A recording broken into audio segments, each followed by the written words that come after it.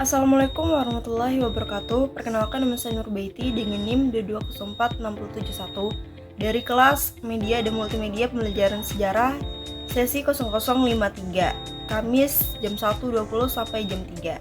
Di sini saya membahas tentang Konstitusi RI 1949 sampai 1950.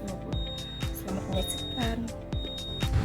Baiklah, di sini saya membahas tentang Konstitusi Republik Indonesia Serikat 1949 sampai 1950. Pasca kemerdekaan Indonesia pada 17 Agustus 1945, negara ini mengalami berbagai dinamika politik yang signifikan. Salah satu titik penting adalah perumusan Konstitusi Republik Indonesia pada tahun 1949 sampai 1950. Pada saat itu, Belanda belum sepenuhnya mengakui kemerdekaan Indonesia. Setelah serangkaian perundingan dan tekanan internasional terutama melalui PBB, akhirnya pada konferensi meja bundar atau disingkat dengan KMB di Den Haag pada 27 Desember 1949, Belanda mengakui kedaulatan Indonesia meskipun dalam bentuk federal atau negara federal, yaitu Republik Indonesia Serikat. Baiklah, materi pertama yaitu tentang kronologis perumusan Konstitusi Republik Indonesia Serikat 1949 sampai 1950. Pada Desember 1949, berdasarkan hasil KMB atau Konferensi Meja Bundar, Indonesia menjadi negara serikat dengan sistem federal menggantikan sistem negara kesatuan yang sebelumnya dipegang oleh Republik Indonesia. Bentuk negara federal ini ditetapkan dalam Konstitusi Republik Indonesia Serikat 1949. Pembentukan Republik Indonesia Serikat ini terdiri dari beberapa negara bagian, di antaranya negara Indonesia Timur, negara Pasundan, dan negara Sumatera Timur. Republik Indonesia yang dipimpin oleh Soekarno-Hatta dan hanya menjadi salah satu dari negara bagian dalam Republik Indonesia Serikat. Pada Desember 1949 sampai Agustus 1950, dalam kurun waktu kurang dari setahun, berbagai dinamika politik dan tekanan dari dalam negara membuat sistem federal ini tidak berjalan efektif. Banyak negara bagian mulai membubarkan diri dan bergabung kembali dengan Republik Indonesia.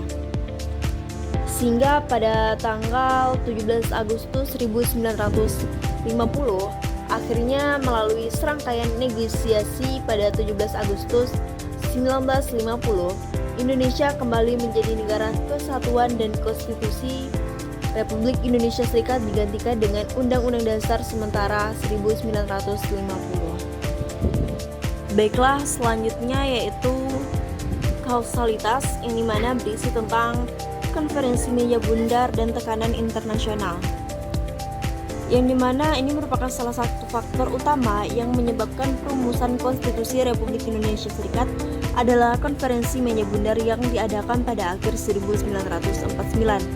Dalam Konferensi Meja Bundar, perjanjian antara Belanda dan Indonesia dihasilkan setelah adanya tekanan internasional, terutama dari PBB dan Amerika Serikat yang mendesak Belanda untuk segera mengakui kedaulatan Indonesia. Selain itu, pada pertemuan konferensi Meja Bundar ini, A.A. Tetris sebagai salah satu tokoh yang terlibat memainkan peran penting dalam negosiasi dan upaya memperjuangkan kemerdekaan Indonesia. Setelah perundingan Konferensi Meja Bundar, Indonesia diakui sebagai negara merdeka oleh Belanda meskipun dengan struktur federal yang memisahkan Indonesia ke dalam berbagai negara bagian, termasuk negara Republik Indonesia Serikat atau disingkat dengan Republik Indonesia RIS.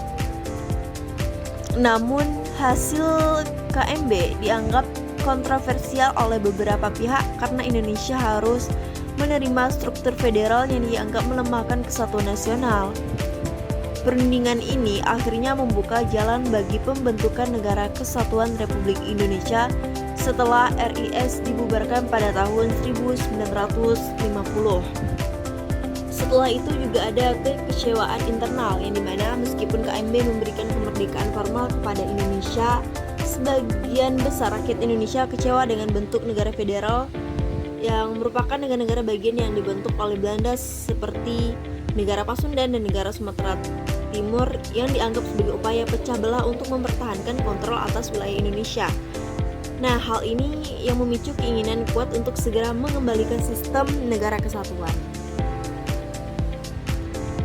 Nah, setelah itu adanya gerakan anti-federalisme yang dimana rakyat di berbagai daerah, terutama di Jawa dan Sumatera, menolak konsep federalisme.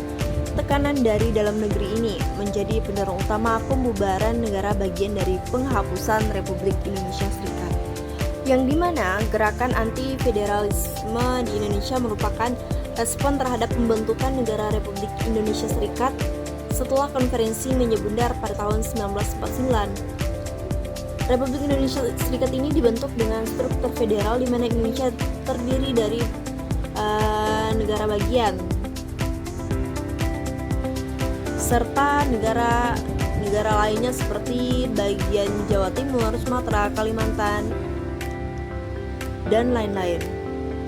Walaupun pembentukan Republik Indonesia Serikat ini bertujuan untuk mengakomodasi kepentingan Belanda dan menyelesaikan konflik setelah proklamasi kemerdekaan 1945, konsep federalisme ini ditentang keras oleh banyak pihak, terutama di Jawa dan Sumatera.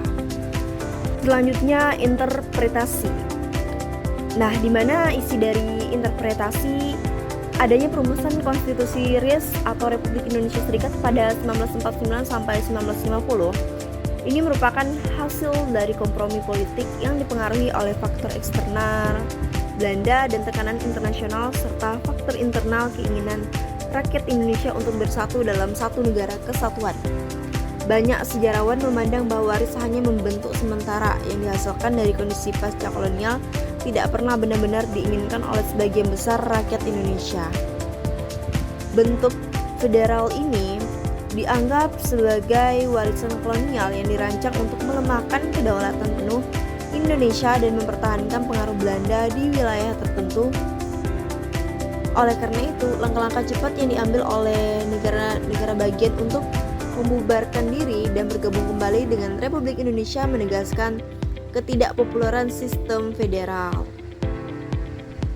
Seterusnya ada 3 dimensi waktu yang dimana pada masa lalu 1945 sampai 1949, masa ini diwarnai dengan perjuangan fisik dan diplomatik melawan Belanda, yang dimana perjuangan diplomatik yang berujung pada KMB atau Konferensi Menyebundar adalah titik kulminasi dari proses panjang ini, meskipun akhirnya berupa Republik Indonesia Serikat tidak memuaskan semua pihak. Untuk masa kini, yaitu pada tahun 1949 sampai 1950, setelah terbentuknya Republik Indonesia Serikat, negara menghadapi ketidakstabilan politik di mana federalisme tidak diterima dengan baik oleh mayoritas rakyat periode ini. Pada masa ini juga diwarnai dengan transisi dan pembentukan kembali negara kesatuan.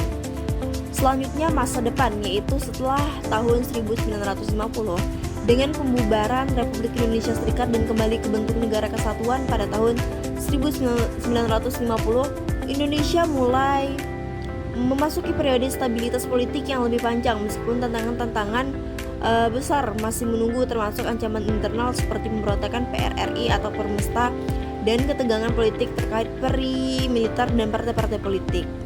Selanjutnya yaitu nilai dan moral. Yang pertama, kesatuan dan persatuan. Pengalaman dengan Konstitusi Republik Indonesia Serikat mengajarkan pentingnya kesatuan dan persatuan bagi bangsa Indonesia. Perjuangan melawan federalisme menunjukkan bahwa rakyat Indonesia lebih mengutamakan solidaritas nasional di atas kepentingan lokal atau regional. Yang kedua yaitu kedaulatan rakyat. Keinginan kuat rakyat Indonesia untuk menghapus sistem federalisme menunjukkan bahwa kedaulatan harus berada di tangan rakyat. Rakyat Indonesia melalui berbagai aksi dan protes yang menunjukkan bahwa mereka menolak segala bentuk intervensi asing yang merongrong kesatuan negara. Yang ketiga yaitu kompromi politik. Proses perumusan Konstitusi Republik Indonesia Serikat dan kembalinya UUD 1950 juga menunjukkan bahwa kompromi politik sering seringkali diperlukan dalam situasi yang sulit meskipun RIS atau Republik Indonesia Serikat ini bukanlah bentuk negara yang ideal atau ideal bagi banyak pihak yang melakukan kompromi tersebut.